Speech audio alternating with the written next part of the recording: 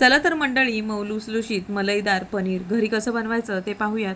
एका भांड्यामध्ये इथे मी 1 लिटर गाईचे दूध घेतलेले आहे, पण तुम्ही गाईचे किंवा म्हशीचे दूधसुद्धा इथे घेऊ शकता.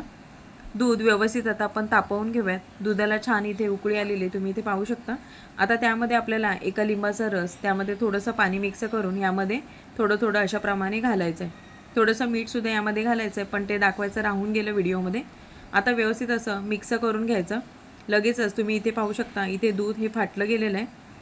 आता हे जे दूध फाटलं आहे ते आपण हे मिश्रण चाळणीच्या खाली मी एक मोठं असं पसरट भांडं घेतलं आहे.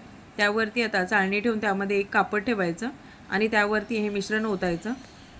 आता लिंबाचा आंबटपणा राहू नये यासाठी आपण यामध्ये पाणी घालूयात आणि हे स्वच्छ करून घेऊयात, म्हणजे सगळा आंबटपणा निघून जातो.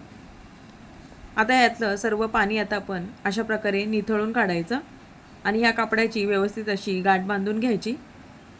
आता यावरती एखादी मध्यम वजनाची वस्तू त्यावरती ठेवायची. तासाभरातच आपलं इथे पनीर तयार झालं आहे. तुम्ही इथे पाहू शकता. तुम्ही गोल किंवा चौकोन आकारामध्ये हे पनीर बनवू शकता. तर आजची ही पनीर रेसिपी तुम्हाला कशी वाटली? रेसिपी आवडली असेल तर प्लीज मला कमेंटमध्ये सांगायला विसरू नका. तुम्हाला हव्या त्या शेपमध्ये हे पनीर कट करून त्याची कोणत्याही प्रकारची तुम्ही रेसिपी बनवू शकता. तर घरच्या घरी तासाभरातच पनीर आपलं इथे तयार झालेलं आहे. अजूनही चॅनलवर नवीन असाल तर सबस्क्राईब नक्की करा, म्हणजे अशाच नवनवीन रेसिपी तुम्हाला पाहण्यास मिळतील.